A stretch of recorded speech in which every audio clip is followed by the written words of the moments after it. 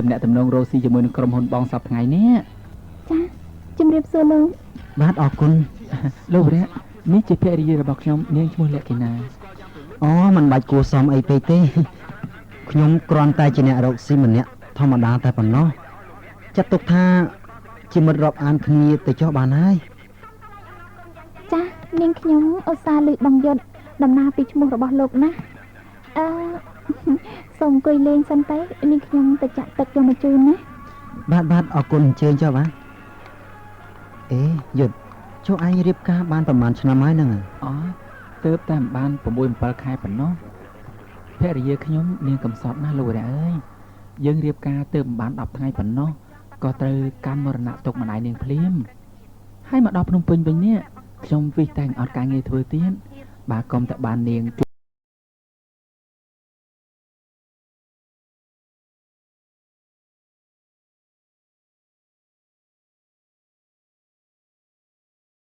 ួយលើកទឹកចិត្តកុំអីខ្ញុំតតដំណេះបាត់ហើយយុទ្ធរកបានភរិយារូបស្អាតហើយវិញໄວបែបនេះបន្តិចទៀតទៅពិតជាអាចកសាងសង្គមគ្រួសារមួយយ៉ាងរុងរឿងមិនខានទេសូមមកដូចមាត់លោករៈថាទៅចុះណែបងលោកអញ្ជើញទៅសាទឹកសិនទេដាក់ឲ្យបងត្រឹមហ្នឹងហើយលាចាបាទគួរសមពេកហើយណាស្រីបងមហូបបាយឆ្អិនអស់ហើយណែបងអញ្ជើញលោករៈពិសាបាយជាមួយយើងទេមែនហើយលោករៈទេកុំអរគុណហើយខ្ញុំប្រញាប់ត្រឡប់ទៅវិញផងគិតថាចាំថ្ងៃក្រោយទៅចុះសំទោសណាស់អ្នកទាំងពីរខ្ញុំរកលាទៅវិញសិនហើយនេះបតនណែលោកនៅអង្គុយបាត់ហត់សិនទេអូមិនអីទេអរគុណហើយខ្ញុំនៅមានកិច្ចការច្រើនទៀតដែលមិនទាន់បានធ្វើ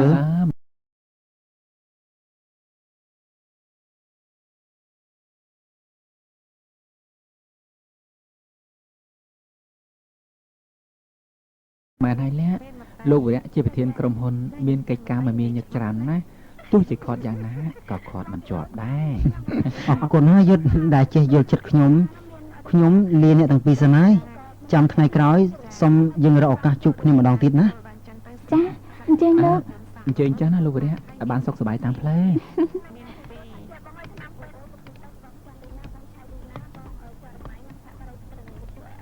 បងលោកវរៈនេះបាញ់មិញដូចជាសង្លឹងមើលអូននេះចំណែកណាបងមែនហីគេឃើញប្រពន្ធបងស្អាតតែគេលួចស្រឡាញ់ទេដឹងនេះជីអូននិយាយមែនតើណាហើយមិនក៏បងនិយាយលេងទៅវិញណាបងមិននិយាយលេងណាប្រហែលមិញនេះអូនឯងពាក់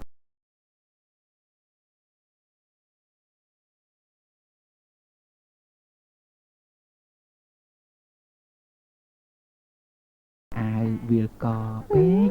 ទើបលោករៈចេះតែសម្លឹងមើលទៅខ្សែកអូនឯងហ្នឹងណាជីបងឯងនេះ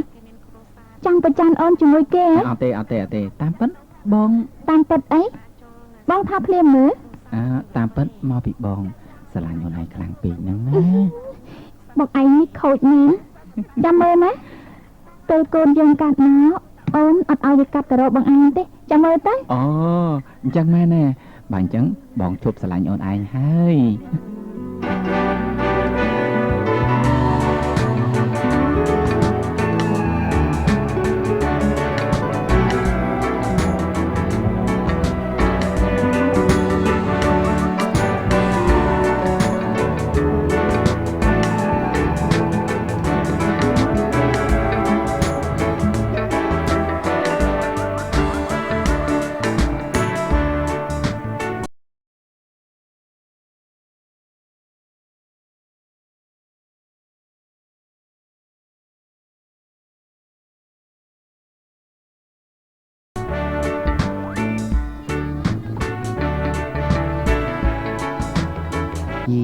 អ្នកណាគេដូចជាអ្នកស្រីយុទ្ធ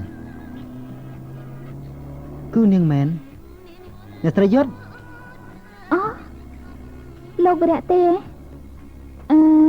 ញ្ជើញទៅណាមកណាដែរនេះបាទខ្ញុំទើបចេញពីក្រុមហ៊ុនបាញ់មិញហ្នឹងចុះអ្នកស្រីបំរុងអញ្ជើញទៅណាដែរហ្នឹងចាខ្ញុំទើបចេញពីផ្សារគិតថានឹងទៅផ្ទះវិញ អូអញ្ចឹងទេហើយអ្នកស្រីជីអីមកនឹងហេឯណាលោកយុទ្ធមិនជួយអ្នកស្រីមកទេ ចាអត់ទេខ្ញុំមិនចង់រំខានគាត់ច្រើនលោកមានតរៈអញ្ចឹងចា អូណាកុំទៅតល់អីខ្ញុំក៏មានបំណងចង់ជួបយុទ្ធបន្តិចផងបើថានេះមិនប្រកាន់ទេខ្ញុំជួយអ្នកស្រីទៅផ្ទះតែម្ដងទៅល្អទេ កុំអីលោកខ្ញុំហៅស៊ីក្លូជីបានហ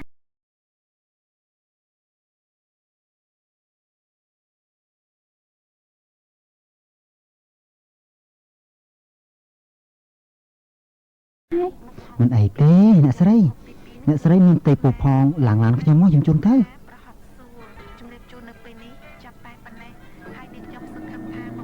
យីលោករៈអន្តាហេតុអីបានជាប្រពន្ធខ្ញុំទៅរំខានលោករៈទៅវិញហ៎ មិនរំខានអីទេជាចៃដន្យខ្ញុំចេញពីធ្វើការប្រទះឃើញអ្នកស្រីនៅមុខផ្សារក៏ជល់ជូនតែម្ដងទៅណា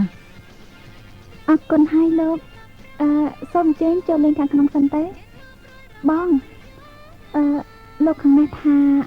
មានការចង់ជួបជាមួយបងទើបខ្ញុំសម្រេចចិត្តជិះរថយន្តជាមួយគាត់មកតែម្ដងទៅ អូអញ្ចឹងផងហ៎តើលោករៈមានកិច្ចការអីចង់ជួបខ្ញុំទៀត មែនណាយុទ្ធខ្ញុំមានកិច្ចការផ្ទាល់ខ្លួនខ្លះដែលចង់ជួបជាមួយឯងហើយភរិយារបស់ឯងណាតើបានទេហ្នឹង ចុះមានទទួលខុសអីលោករៈអមចូលទៅខាងក្នុងអង្គុយសិនទៅ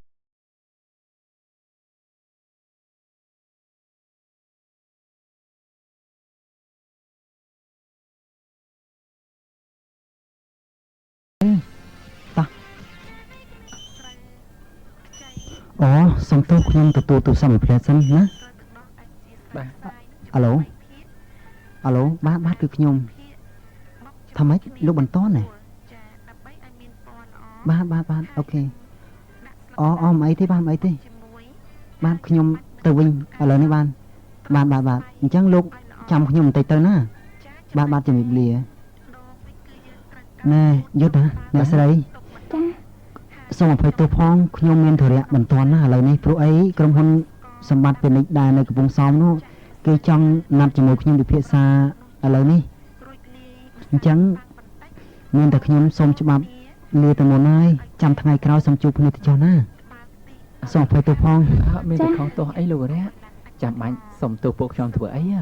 បើលោករៈមានកិច្ចការរវល់ចាំបាច់នោះសូមជើញចុះថ្ងៃក្រោយ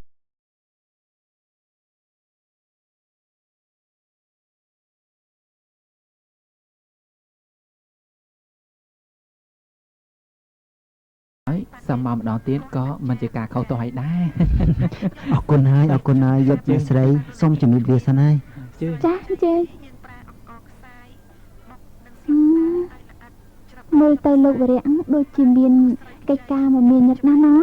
មែនហើយក្រុមហ៊ុនរបស់ឪពុកម្ដាយលោករៈធំណាស់ហើយក៏មានសាខានៅច្រើនកន្លែងទៀត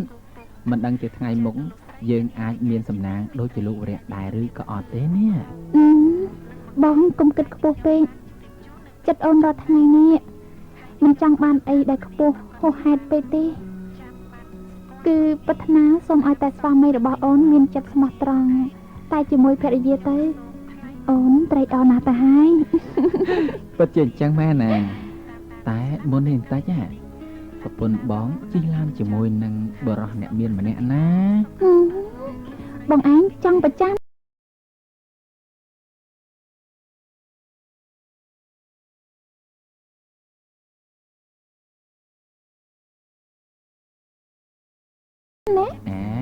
បងមានប្រចាំអូនពីកាលណាគឺអូនឯងនិយាយខ្លួនឯងតា គិតតែខ្លួនបងឯងទេណោះបដើគ្នាឲ្យទៅសងជាមួយអ្នកនាងដាលីនប្រយ័ត្នតែលោកវរៈប្រចាំវិញទៅពេលហ្នឹងគ្មានអ្នកណាជួយបងឯងបានទេហើយជួយមិនតាន់ទេអូនប្រាប់ទៅណា បងចេះជួយខ្លួនឯងហើយអូនមិនបាច់បារម្ភទេ តោះបងកុំគិតពីរឿងគេអីអូនមានដំណឹងល្អមួយចង់ប្រាប់បងផងណា អីរឿងអីទៅអូន បងអង្គុយសិនណាចាំអូនប្រាប់ តើអូនឆាប់និយាយទៅ ណែបងដឹងទេអូនបានទៅមើលអេកូរួចហើយគេថាកូនយើង កូនយើងក កូនយើងប្រុសឬមួយក៏ស្រីអូនហ៎ បងក៏មកហំតិចណា ប្រាប់មក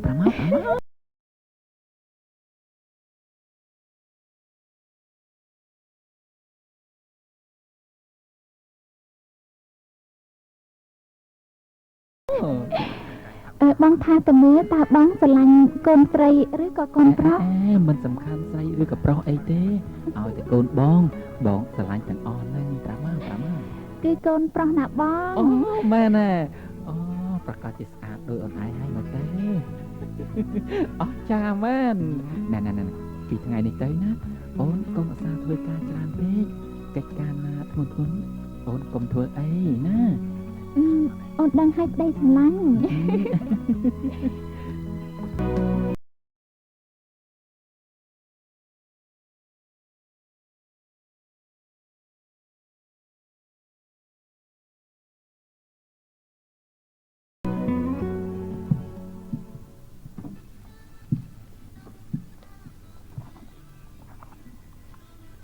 ចាំមិននឹង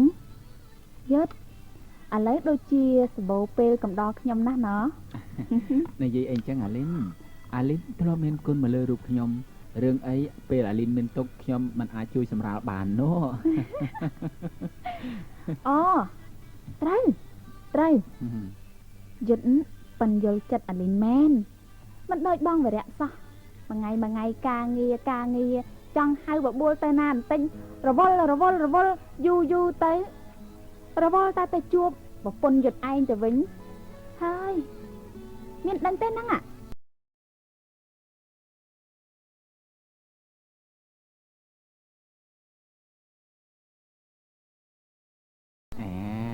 មិនត្រូវទេ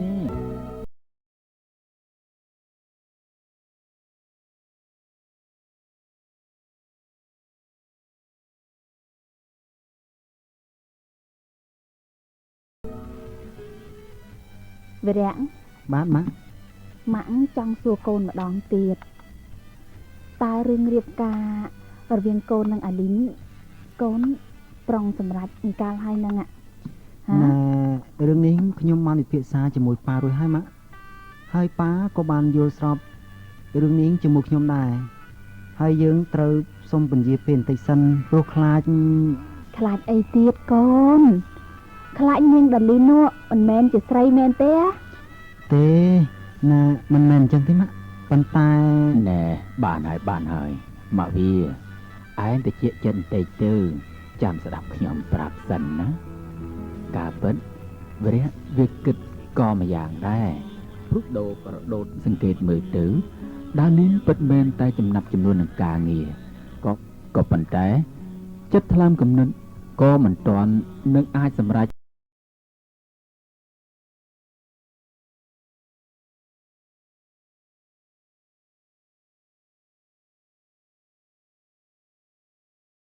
ថាជួយជាមេផ្ទះបានហើយឡើយទេនិយាយចំទៅនាងធំដឹងក្តីនៅឯស្រុកគេម្ល៉េះហើយអរិយធម៌ជឿនលឿនបែបជ្រើសរើសគូសកលក៏មាននៅក្នុងផ្នត់គំនិតនាងដូចយុវវ័យនៅឯប្រទេសសិង្ហបុរីអញ្ចឹងដែរឯវរៈកូនយើងវាស្រឡាញ់ពេញចិត្តតែនឹងលក្ខណៈសម្បត្តិថ្លៃថ្នូររបៀបនារីខ្មែរយើងទៅវិញទេដល់អញ្ចឹងទៅ បើអញ្ចឹងតាមគំនិតតាវាឯងបានន័យថា វរៈទើបនឹងមានអាយុ29ឆ្នាំទេខ្ញុំគិតថា2ឬក៏3ឆ្នាំទៀតក៏វាមិនទាន់ចាស់អីដែរម្យ៉ាងយើងគ្រាន់តែមានពាក្យសម្ដីជាមួយនឹងឪពុកដាលីនកាលពីមុនតែប៉ុណ្ណោះ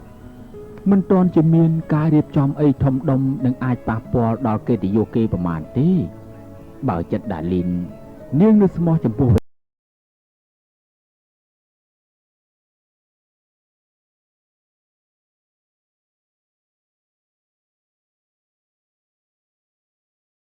រយៈមែននោះខ្ញុំយល់ថា2ឬក៏3ឆ្នាំទៀតនាងក៏មិនមានចិត្តចម្ពាក់ចម្ពិនទៅលើបរិសណាផ្សេងទៀតដែរមើលទៅនោះម៉ាក់ពីដើមមកខ្ញុំមិនដែលមានគំនិតអាក្រក់ជាមួយនឹងអូនលីនទេហើយក៏មិនដែលបំបត្តិសិទ្ធិសេរីភាពចំពោះនាងដែរប៉ុន្តែមួយរយៈនេះមកទៅនាងដូចជាពិបាកចោះសម្រងជាមួយខ្ញុំណាម៉ាក់ ហើយចរិតក៏ទាន់សម័យណាស់ដែរខ្ញុំបារម្ភខ្លាចក្រែងនាងមិនអាចធ្វើជាកូនប្រសាដែលបំពេញបំណងប៉ាម៉ាក់បានពួកអីប៉ានិងម៉ាក់សិតតែស្រឡាញ់និងចង់បានលក្ខណៈជាស្ត្រីខ្មែរថ្លៃថ្នូរគ្រប់តាមលំអានប្រពៃណីណាម៉ាក់រីឯអូនដាលីនវិញចេញឆ្ងាយពីលក្ខណៈនេះច្រើនណាស់នាងកាត់ទៅរកនារីបរទេសច្រើនជាងណាម៉ាក់ អើតាម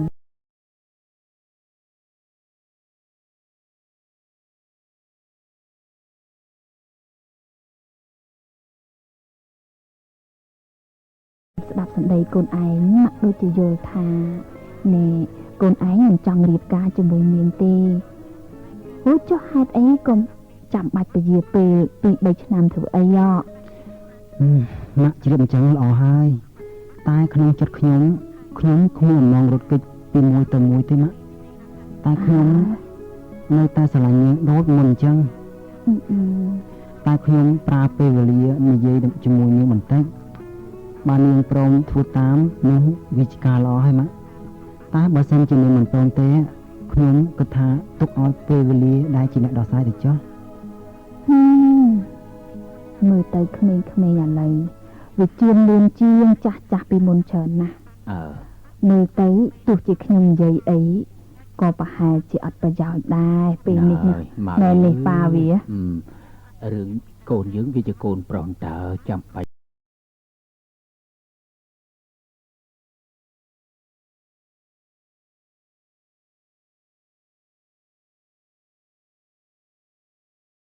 ទៅពិបាកអីច្រើនពេកពុកវាខ្ញុំនៅមានរឿងមួយណែមិនទាន់អស់ចិត្តណាឯងរឿងអីឯងចាប់និយាយទៅម៉ាក់វាទាន់ឱកាសហុចឲ្យណានិយាយទៅមែនតើរឿងអីទៅបងអូនដូចជាស្ដាប់មិនយល់ទេនេះត្រូវហើយបងក៏រនឹកមិនយល់ដែរហើយបងក៏មិនចេះតែជឿពាក្យគេដែរបងជឿតែពីអូនម្នាក់គត់ណាអូនឡាបងយុទ្ធតាំងពីដើមមកអូនមិនដែលមានរឿងអីត្រូវលាក់លៀមជាមួយបងទេតើពេលនេះបងកំពុងតែសង្ស័យអូនពីរឿងអីនោះរឿងអីបងវរៈបងគួរតែដឹងរឿងនេះជាងគេដាលីនអូនឯងកំពុងតែនិយាយថាម៉េចហ្នឹងបងមិនយល់ទេបានបងអង្គុយចុះមកហើយចាំបាត់តិចស្ដាប់ឲ្យ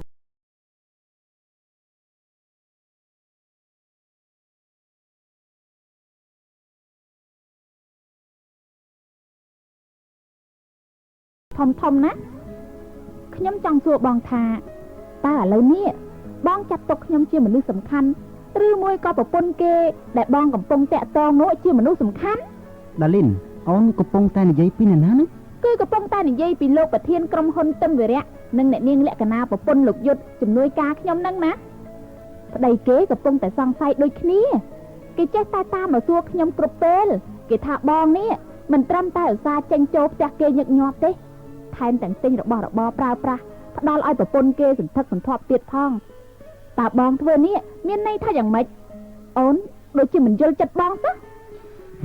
រឿងនេះវែងឆ្ងាយណាស់ដាលីនអូននៅមិនទាន់យល់ទេដរាបណា